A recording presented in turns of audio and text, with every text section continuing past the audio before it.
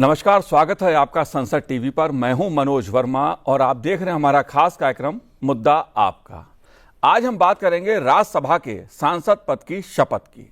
इस मुद्दे पर बात इसलिए क्योंकि शुक्रवार को जदयू के वरिष्ठ नेता नीतीश कुमार ने राज्यसभा के सांसद पद की शपथ ली। राज्यसभा के सभापति सीपी राधाकृष्णन ने नीतीश कुमार को शपथ दिलाई। नीतीश कुमार ने हिंदी में शपथ ली और इस मौके पर केंद्रीय मंत्री जेपी नड्डा, केंद्रीय मंत्री लल्लन सिंह, वित्त मंत्री निर्मला सीतारमण, जदयू सांसद संजय झा, राज्यसभा सांसद जयराम रमेश सहित भाजपा और जदयू के वरिष्ठ सांसद उपस्थित रहे। नीतीश कुमार पहली बार राज्यसभा सांसद बने हैं। राज्यसभा से पहले बिहार विधानसभा, बिहार विधान परिषद और लोकसभा के सदस्य रह चुके हैं। नीतीश कुमार ने चारों सदनों का सदस्य बनने का रिकॉर्ड बनाया है। दूसरी ओर राष्ट्रपति द्रौपदी मुर्मू ने हरिवंश नारायण सिंह को राज्यसभा के लिए नामित किया। राज्यसभा के निवर्तमान उपसभापति हरिवंश ने राज्यसभा के सभापति सीपी राधाकृष्णन जी के कक्ष में हिंदी में शपथ ली। हरिवंश नारायण सिंह को 2014 और 2020 में जेडीयू की तरफ से राज्यसभा भेजा गया था और हाल ही में उनका दूसरा कार्यकाल समाप्त हुआ था। प्रधानमंत्री नरेंद्र मोदी ने नीतीश कुमार और हरिवंश जी को बधाई देते हुए दोनों नेताओं के अनुभव को संसदीय लोकतंत्र के लिए महत्वपूर्ण बताया। बिहार के मुख्यमंत्री पद से नीतीश कुमार को राज्यसभा सांसद बनना और हरिवंश का तीसरी बार राज्यसभा का सदस्य बनना क्यों महत्वपूर्ण है, मुद्दा आपका में इस पे चर्चा करेंगे। दो खास मेहमान मेरे साथ इस समय स्टूडियो में मौजूद हैं। वरिष्ठ पत्रकार केवी प्रसाद जी हमारे साथ स्टूडियो में हैं। बहुत बहुत स्वागत है केवी प्रसाद जी आपका। साथ ही हम बात करेंगे वरिष्ठ पत्रकार आशुतोष झा जी से। दोनों वरिष्ठ पत्रकार हैं और दोनों ने लंबे समय से जो संसदीय राजनीति है उसको बहुत करीब से देखा है, उन राजनीतिक पहलुओं को समझते हैं जो संसदीय लोकतंत्र में महत्वपूर्ण होते हैं। केवी प्रसाद जी, शुरुआत में आपसे करूंगा। आमतौर पर राज्यसभा के चुनाव होते हैं, सांसद सदस्य शपथ लेते हैं और अभी शपथ भी ली है बहुत से सांसदों ने, लेकिन नीतीश कुमार का राज्यसभा सांसद बनना, शपथ लेना संसदीय दृष्टि से, राजनीतिक दृष्टि से क्यों महत्वपूर्ण हो जाता है? मनोज जी, देखिए, अगर सबसे पहले अगर हम देखें संसदीय दृष्टि से, नीतीश कुमार जी का एक लंबा कार्यकाल रहा है भारत की संसद में और लोकसभा के वो सदस्य रहे और वो ऐसे नेता हैं जो विपक्ष में भी रहे और सत्ता पक्ष में भी रहे। भारत सरकार में केंद्र मंत्री रहे और ऐसे मंत्री रहे जिन्होंने एक रेल हादसे के बाद इस्तीफा भी दिया। तो एक नैतिक गैसल की जो घटना घटी थी, आपको याद हो, उसके बाद उन्होंने जिम्मेदारी अब उसका रिस्पॉन्सिबिलिटी लेते हुए तो अलग उनका एक कार्यशैली रही। और जनता दल यूनाइटेड उस वक़्त, अगर याद हो, जो अटल बिहारी वाजपेयी जी की सरकार और उस वक़्त जो गठबंधन बन रही थी, तब जनता दल में जो विभाजन हुआ, एक जनता दल सेक्युलर जो देवेगौड़ा जी की पार्टी थी वो उस तरफ नहीं आई और जनता दल यूनाइटेड आई। और उस वक़्त में बिहार में जॉर्ज फर्नांडिस की समता पार्टी अपने में एक बहुत बड़ा दल था और बिहार की राजनीति में उनकी पकड़ थी, लेकिन उसके बावजूद एक अच्छा कार्य दोनों का तालमेल के साथ कार्य रहा। अब इस वक्त जब 10-11 साल हो गए यूपीए, माफ़ कीजिएगा, एनडीए मोदी जी की तीसरे कार्यकाल में, तो एक वरिष्ठ नेता का वापस सदन में आना और मेरे ख्याल से सुचारू रूप से जो भी कई चीज़ें हैं, एक एल्डर स्टेट्समैन का हाउस में आना बहुत ज़रूरी है। ऐसा मेरा संसदीय हिसाब से मैं देखता हूँ।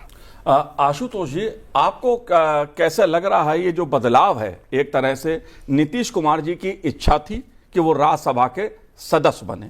बिहार के मुख्यमंत्री पद से राज्यसभा का सदस्य बनना, इस यात्रा को आप कैसे देख रहे हैं? ये क्यों महत्वपूर्ण है? प्रधानमंत्री नरेंद्र मोदी जी ने जैसा कहा, अनुभवी नेता हैं, सुशासन को लेकर उनकी प्रतिबद्धता रही है और लंबा एक संसद और केंद्रीय मंत्री का उनका अनुभव है।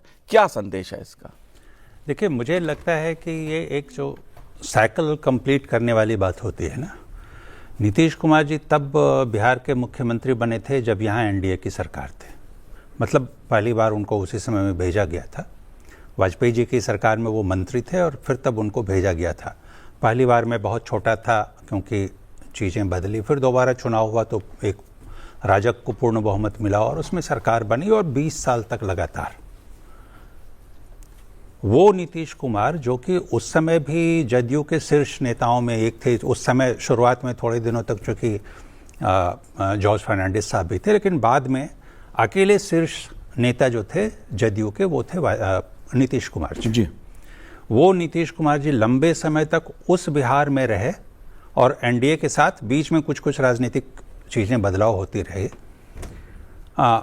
और जो एनडीए का एक सपना था उस समय में, आप याद कीजिए जिस समय वाजपेयी जी ने पहली बार उनको भेजा था तब, कि भाई बिहार को डेवलपमेंट के रोड पे लाना है जी, बिहार से जंगल राज खत्म करना है, वो एक एजेंडा लेके गए थे। और बाद में अब तक ये बहुत सारा उन्होंने बदलाव करके दिखाया। अब नीतीश कुमार जी फिर से वहीं पहुंचे हैं जहां वो फिर से भाजपा के जहां शीर्ष नेता बैठते हैं वहां वो बैठ रहे हैं।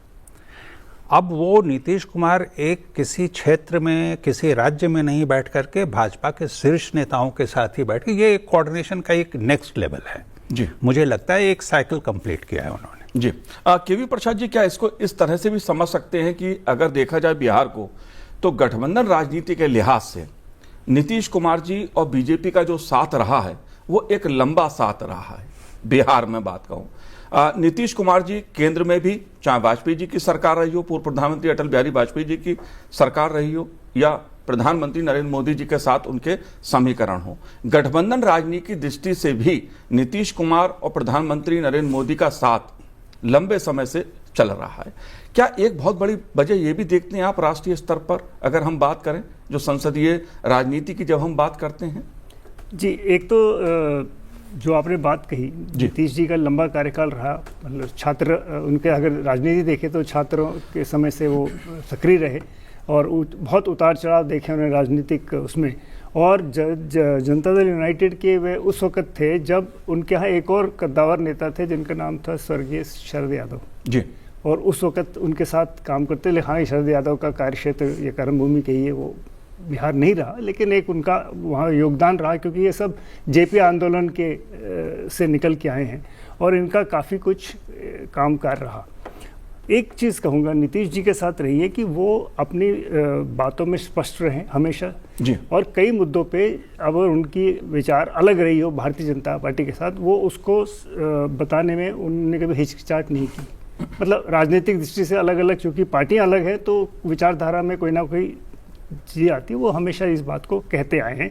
सदन में भी मेरे को याद है एक बारी किसी एक मुद्दे पे जब वो विपक्ष में बैठे थे तो एक मेरे ख्याल से रिजर्वेशन की एक इशू उठा था, तो उन्होंने कहा कि नहीं, हम हमारी पार्टी आपसे अलग है, हमारा ये पक्ष है सदन में, लोकसभा में, और उस वक्त विपक्ष में थे, तो उनका अपना एक आचरण रहा है। लेकिन जैसे मैंने पहले भी आपसे कहा, ये ऐसे समय आ रहे हैं कि एक अनुभवी राजनेता जिन्होंने, जैसे आपने कहा कि जिन्होंने कोएलिशन पॉलिटिक्स समझा है देश में, और आज ठीक है एक मजबूत सरकार है प्रधानमंत्री नरेंद्र मोदी जी की, लेकिन है मिली जुली आज भी एक तरह से। और इस वक्त जेडीयू एक बहुत महत्वपूर्ण उसका एक अंग है, और दूसरी तरफ चंद्रबाबू नायडू हैं, वो भी बहुत महत्वपूर्ण है। वो भी कोएलिशन पॉलिटिक्स को समझते हैं, जिन्होंने दोनों पक्षों से डील किया है। पहले अगर देखें जनता दल से पहले, एनडीए से पहले वो यूनाइटेड फ्रंट में भी बड़े सक्रिय रहे। तो ये एक बड़ा ज़रूरी है कि एक, जैसे मैंने कहा, एक एल्डर स्टेट्समैन का वापस हाउस में आना, और ऐसे वक्त राजनीति में प्रधानमंत्री के साथ मिलके राष्ट्रीय स्तर पे काम करने का फिर से एक अच्छा, एक जिसे कहते हैं अनुभवी राजनेता का जी कार्यकाल रहेगा। बिल्कुल बिल्कुल आशुतोष जी, दो स्थितियां हैं, दो तस्वीर हैं। नीतीश कुमार जी जब दिल्ली में थे, मतलब मैं समता पार्टी से शुरू करूंगा, समता पार्टी, उसके बाद जनता दल यू, और उस समय एनडीए के साथ उनका, प्रधानमंत्री वाजपेयी के मंत्रिमंडल में उनका महत्वपूर्ण भूमिका में रहना, और उसके बाद जदयू के रूप में बिहार के मुख्यमंत्री के साथ बीजेपी के साथ गठबंधन सरकार को चलाना, और एक सफल सरकार को लंबे समय चलाना। इसको आप कैसे देखते हैं? क्योंकि एक तरफ गठबंधन पॉलिटिक्स है, दूसरी तरफ जिस तरफ इशारा प्रधानमंत्री जी ने किया है कि नीतीश जी का लंबा संसदीय अनुभव, केंद्रीय मंत्री के रूप में उनकी भूमिका और सुशासन के प्रति उनकी प्रतिबद्धता, ये और उस यात्रा को आगे बढ़ाएगी जो विकास की यात्रा है। इसको आप कैसे देखते हैं? ये देखिए, यही मैं बोल रहा हूँ कि दोनों दलों की, चूँकि एनडीए का नेतृत्व तो यहाँ भाजपा के हाथ में है, नरेंद्र मोदी कर रहे हैं प्रधानमंत्री के रूप में, ये जदयू के शीर्ष नेता हैं, अभी तक भी वो बिहार के मुख्यमंत्री ही हैं, दोनों का एजेंडा साफ था शुरू से जी। वो आपने जो बात कही ना कि पॉलिटिकल कंपल्शंस कभी कभी कुछ होते हैं, कहीं पे कुछ डिफरेंसेस हुआ, कहीं थोड़ा एग्रीवेट हो सकता है मामला, लेकिन देखिए अब फाइनली धीरे धीरे उन्हीं मुद्दों पर जो फिर से वापसी हुई एनडीए में और कारण जो रहे हों, वो कारण वही था कि जो हमारा एजेंडा है फाइनली कि बिहार को डेवलप करना है, जी। एक सुशासन लाना है। सुशासन बाबू का नाम भी था, उनका नाम पढ़ा, सुशासन लाना है, करप्शन फ्री गवर्नमेंट देना है। अब आप देखिए दोनों को मैच कीजिए, पिछले 12 साल से यहाँ सरकार चल रही है जी, एनडीए की, नरेंद्र मोदी के नेतृत्व में। 20 साल से वहाँ सरकार उनकी चल रही थी, जिसमें ज़्यादातर लंबे समय तक एनडीए का हिस्सा रहे वो। आप दोनों में देखिए करप्शन नीतीश कुमार को छूकर कभी नहीं गया। कोई ऐसा बीच में जब थोड़ी सी सरकार बदली थी, राजद के साथ सरकार आई थी, उस समय कुछ इश्यूज आए थे उन्हीं लोगों पर। तो ये दोनों की सोच इतनी सही है, जिसकी बात प्रधानमंत्री जी ने कही कि सुशासन के प्रति उनकी प्रतिबद्धता, विकास के प्रति उनकी प्रतिबद्धता ये है, और इसीलिए उनकी ज़रूरत है यहाँ। और नीतीश जी ने खुद भी कही थी एक बात कि भाई हमारी इच्छा भी थी कि एक बार हम इस हाउस में आए। तो लंबे समय तक उन्होंने यहाँ जब किया, नालंदा का प्रतिनिधित्व उन्होंने किया बिहार से संसदीय क्षेत्र का एक है। और आपने शुरुआत में ये इंट्रोडक्शन में ये बात कही कि ये एक ऐसे नेता बने जो चारों सदनों में, विधानसभा, विधान परिषद, लोकसभा, राज्यसभा, ये एक लीडरशिप की पहचान होती है कि आप अपने लंबे राजनीतिक जीवन में इतने लंबे अलग अलग फेज से गुजरे और अपने आप को बिल्कुल जो दामन साफ रखने की बात होती है वो रखते हुए अपनी छवि विकास के लिए वो उनकी बरकरार रही। ये एक अच्छी बात है उनका। केवी प्रसाद जी, आपने लंबे समय से उस संसदीय राजनीति को करीब से देखा है। तमाम नेता आते हैं चले जाते हैं, लेकिन चारों सदनों का प्रतिनिधित्व किया हो ऐसे नेता मुझे तो याद आते नहीं। नीतीश जी को रूप में हम देख रहे हैं कि लोकसभा, विधान परिषद, विधानसभा और अब राज्यसभा। ये क्या संदेश देता है किसी एक नेता के रूप में जो चारों सदनों का किसी को मौका मिले, अवसर मिले कार्य करने का, नेतृत्व करने का, प्रतिनिधित्व करने का, सदस्यता का, उसे आप कैसे देखते हैं? मनोज जी, इसको एक चीज़ में पहले, इससे पहले कि पहुंचूं जिस चीज़ में हो, मेरे को एक टेनिस में, अंतर्राष्ट्रीय टेनिस में कहा जाता है ग्रैंड स्लैम। ग्रैंड स्लैम होता है 4 जो बड़े टाइटल हैं, Australian open, Wimbledon, French open और यूएस ओपन। तो एक तरह से ये नीतीश जी का एक ग्रैंड स्लैम है। चारों सदनों का उन्होंने कार्यकाल अपना दिखाएंगे, चौथे पे अब आए हैं। तो सवाल ये है कि जैसे एक तो ये कि ये दिखाता है कि कितना एक राजनेता, उनकी ज़रूरत कितनी है कि राजनीतिक जीवन में और पब्लिक ऑफिस में उनको रखने के लिए कहीं ना कहीं उनके लिए जगह बनाई गई। जब जैसे अशोक ने कहा, जब भेजा गया वहाँ जगह नहीं होगी तो उनको काउंसिल में, पार्षद से बनाया ताकि वो सदस्य रहे और सरकार चला सके। ठीक उसी तरह लोकसभा तो कई वर्ष जीत के आए हैं। अब ऐसा वक्त आया है कि वही अभी हाल फिलहाल में कोई जगह है नहीं है कि बिहार से वो चुन के आ पाए। लोकसभा से, राज्यसभा से वैकेंसी है तो उनको वहाँ से लाया गया दिल्ली जी। तो ये एक उस तरह से देखें। जहाँ सवाल है आपका कि एकदम तो मेरे नज़र में भी नहीं आ रहा है कि कोई ऐसा हो नेता जिसने चारों सदनों में है, लेकिन अगर 75 साल हो जाएंगे हमारे संसदीय इतिहास में, तो मैं इसको ये नहीं कहूँगा एकमात्र है, क्योंकि हो सकता है कोई और हो। मेरा शोध हुआ नहीं तो मैं इस पर अब टिप्पणी नहीं करना चाहूँगा। बिल्कुल, जाहिर सी बात है, ये अपने में इसलिए भी महत्वपूर्ण हो जाता है क्योंकि हमारा जो संसदीय लोकतंत्र है और उसमें जो राज्यसभा है वो उच्च सदन भी कहलाता है। और उच्च सदन में जब नीतीश कुमार जी जैसे अनुभवी लोग, इस तरह के लोग सदन का प्रतिनिधित्व करते हैं, सदन में होते हैं, तो उसकी भी गरिमा बढ़ती है। शरद पवार जी भी चुन के आए हैं इस बार। ऐसे तमाम लोग हैं इस सदन में जिनका एक लंबा संसदीय अनुभव है। जाहिर तौर पर जी मनोज जी, मेरे को एक किस्सा याद आया। 1996 जब देवेगौड़ा जी की सरकार बनी तो उनके सरकार के खिलाफ आपके जो केसरी जी की कांग्रेस पार्टी ने अपना मत वापस ले लिया था, उनको सपोर्ट दिया। तो राज्यसभा, लोकसभा में बहस हो रही थी। तो एक सदस्य लोकसभा के हरियाणा से थे, सुरेंद्र सिंह, जो गुजर गए। तो उन्होंने एक बात कही कि समस्या कांग्रेस पार्टी को, उन्होंने उनके व्यंग कि समस्या कांग्रेस पार्टी ये रही कि इनके शीर्षस्थ नेता राज्यसभा में बैठे और डिबेट लोकसभा में हो रही है। तो शीर्ष नेता हमेशा ही अपर हाउस इसलिए हम कहते हैं, और हाउस इसको कहते हैं हाउस ऑफ एल्डर्स जी, ताकि एक वरिष्ठ लोग हैं तो आप एक सीजन लोग को वहां लाते हैं। जी, जाहिर तौर पे जिस तरह का राज्यसभा में संवाद होता है उसमें गहराई दिखती है, वो संवाद उसमें अनुभव दिखता है संसदीय यात्रा का, इसीलिए उच्च सदन के रूप में राज्यसभा को जाना भी जाता है। लेकिन आशुतोष जी, एक और घटनाक्रम हुआ। राष्ट्रपति द्रौपदी मुर्मू जी ने हरवंश जी को राज्यसभा के लिए नामित किया। 2 बार वो जेडीयू से सांसद थे, कार्यकाल उनका दूसरा हाल ही में खत्म हुआ था। उनके नॉमिनेशन को, उनकी मनोनयन को आप कैसे देखते हैं? अब देखिए, 2 चीजें हैं। राजनीतिक रूप से बहुत रोचक भी है, और राजनीतिक रूप से जैसे हम बात करते हैं कोऑर्डिनेशन की बात जो हम लोग अभी कर रहे थे जदयू और भाजपा के बीच, दोनों चीजें। अब देखिए, अभी 2 सीटें वहाँ से जदयू को मिलनी थी। एक पे मंत्री थे रामनाथ ठाकुर, उनका आना था। दूसरे पर नीतीश जी का आना तय था, ये एक पार्टी में हो चुका था। हरिवंश जी का वैसे भी देखिए जदयू में एक कल्चर रहा है कि 2 बार से ज़्यादा नॉमिनेट नहीं करते हैं राज्यसभा में, ये एक रहा है। तो माना जा रहा था कि वो नहीं रहेंगे, लेकिन जो पिछला कार्यकाल रहा 10 साल का, लंबे समय तक तो ये उपसभापति के रूप में इन्होंने कार्य किया है। इनका रोल उपसभापति के रूप में मुझे लगता है कि बहुत कंस्ट्रक्टिव रहा। खासतौर से अगर गवर्नमेंट के एंगल से देखेंगे तो बहुत कंस्ट्रक्टिव था। वैसे भी सदन को चलाने सीजन्ड व्यक्ति हैं, बहुत ही आप जिसको जेंटलमैन जिसको आप बोलते हैं वो हैं। भाषा से आप देखिए बहुत ही संयत हैं, तो क्वालिटीज़ तो इनमें है। लेकिन रोचक मैं इसलिए कह रहा हूं कि एक पार्टी से जिससे कि उनका नॉमिनेशन नहीं हुआ और वो सहयोगी दल है, उनके रिटायरमेंट के तत्काल बाद बीजेपी से की ओर से या गवर्नमेंट की ओर से, बीजेपी की ओर से नहीं, नॉमिनेट करना, ये एक मुझे लगता है ये एक पर्सनल प्रेफरेंस की भी बात है जी, कि सरकार को क्या लगता है कि एक ऐसा व्यक्ति सदन में होना चाहिए।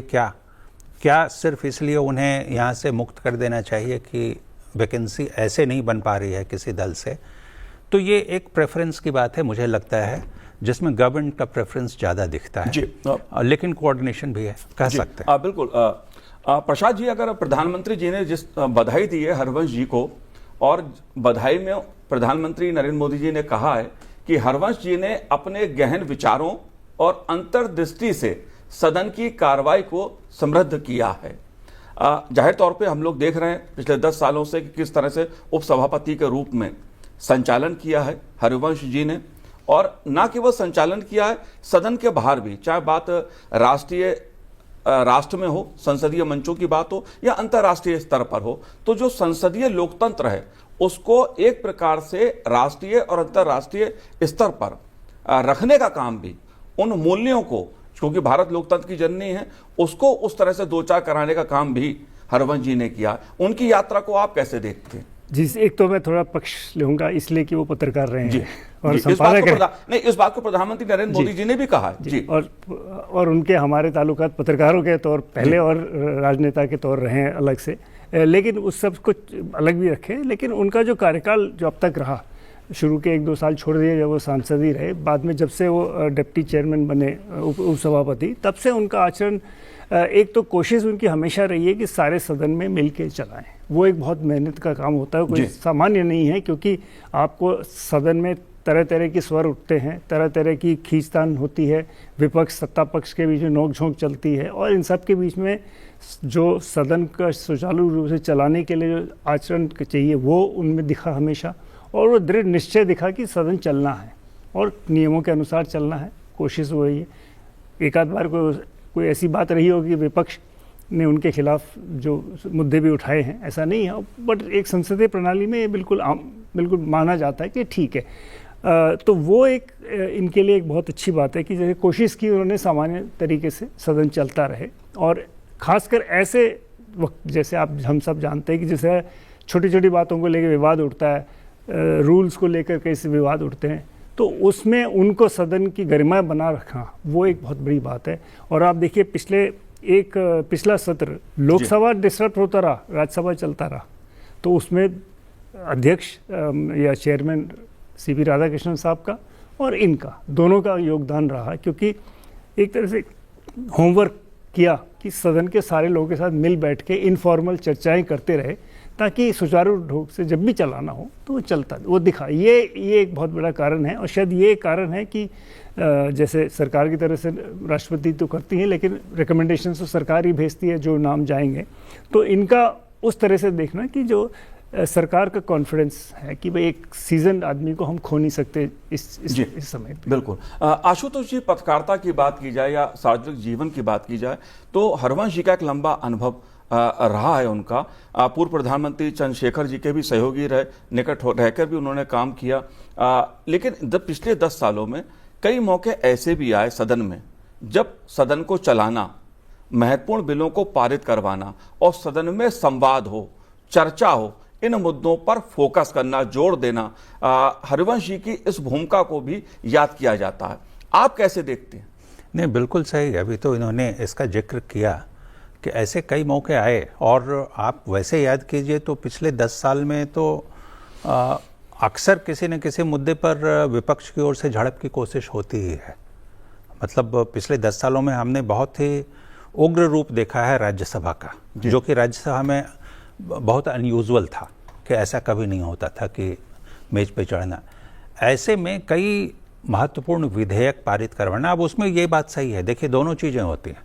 एक तो है कि आप संवाद, और वो संवाद तब ज़्यादा सही बनता है जब आपका व्यवहार विपक्षी दलों के साथ बहुत सरल हो, जिसमें कि ये कुशल है, बहुत मृदुभाषी हैं, बहुत सरलता से किसी के साथ संवाद बनाने में माहिर हैं। ये इनमें है, ये क्षमता दिखी। कुछ ऐसे विधेयक आए, मैं एग्जैक्टली याद नहीं कर पा रहा हूँ, लेकिन आए 2-3-4 मौके ऐसे आए जब इन्होंने बहुत सरलता से उनको बखूबी निभाया। तो ये क्वालिटी उन्होंने प्रूव किया कि एक ऐसे व्यक्ति जो राजनीतिज्ञ नहीं थे, वो पत्रकारिता से आए थे जी, और आते ही उन्होंने जैसे ही मौका मिला तो कैसे उन्होंने बहुत कुशलतापूर्वक इसका निर्वहन किया, ये दिखा कई बार। जी। कोई ऐसा प्रसंग जो आप बताना चाहते हो हरवंश जी के बारे में कि सदन में खासतौर से इसका उल्लेख करना आप चाहते हो? कई बार सदन में नियमों की बात होती है, संवाद की बात होती है कि सदन को कैसे चलाया जाए, और उसको लेकर हरवंश जी ने कई बार टिप्पणियां भी की कि सदन में संवाद हो, चर्चा हो। इस मुद्दे को आप कैसे देखते हैं, क्योंकि उच्च सदन में चर्चा हो, संवाद हो, इस बात पर जोर रहा? जी देखिए, सबसे पहले राज्यसभा का जो चरित्र रहा, और राज्यसभा में जो खास है वहाँ डिबेट ज़्यादा होता है और गहन डिबेट होती है, मुद्दों पे गहराई तक जाते हैं।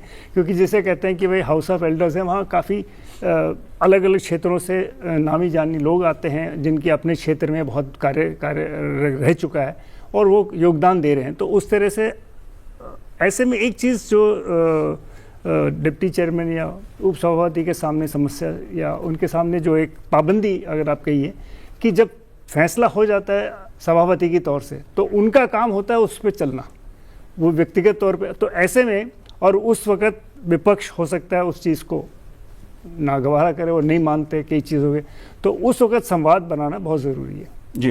क्योंकि उनके सामने रूलिंग आ गई चेयरमैन की, तो वो तो आप उसको तो चेंज नहीं कर सकते। तो रूलिंग को आपने बनाए रखना है और सदन में भी सुचारू ढंग से काम करना है। तो वो एक, जैसे कहते हैं, एक स्पेशल आपके पास एबिलिटी होनी चाहिए कि आप ऐसे समय सदन का कार्य चलते रहे, क्योंकि सरकार की प्राथमिकता है, सरकार का जो वो है, लेकिन साथ ही साथ विपक्ष को स्वर जो है वो भी सुनाई देता रहे, ताकि विपक्ष को ये ना लगे कि हमारी बात नहीं रखी जा रही है। तो ये उसका जो जिसे कहते हैं बैलेंस बनाए रखना बहुत ज़रूरी है। उसमें इन्होंने काफ़ी कुछ काम दिखाए इनका। एक बार तो जब विपक्ष ने बल्कि इनके खिलाफ अभियान छेड़े रखा था और बाहर धरने पर विपक्ष पूरा बैठा हुआ था रात में जी, तो दूसरे दिन सुबह सुबह चाय की केतली लेकर ये पहुंच गए थे कि आप लोग रात पर जगे हैं तो थोड़ी चाय पी लीजिएगा जी। मतलब ये इनके स्वभाव को दर्शाता है। जी जी। जाहिर सी बात है, और सदन जो चलता है इसी स्वभाव से चलता है कि पक्ष और विपक्ष को साथ लेकर चलना, और हरवंश जी ने उपसभापति के रूप में इस भूमिका को बहुत महत्वपूर्ण और प्रभावी ढंग से निभाया। जाहिर सी बात है, नीतीश कुमार जी का और हरवंश जी का राज्यसभा के सांसद पद की शपथ लेना भारत की संसदीय लोकतंत्र की इस यात्रा को और मजबूती प्रदान करेगा, क्योंकि अनुभव से उच्च सदन और मजबूत होता है। केवी प्रसाद जी, आपने संसद टीवी से बात की, बहुत बहुत शुक्रिया। आशुतोष जी, बहुत बहुत धन्यवाद बात करने के लिए। तो आज इस कार्यक्रम में इतना ही, मुझे दीजिए आज्ञा, नमस्कार।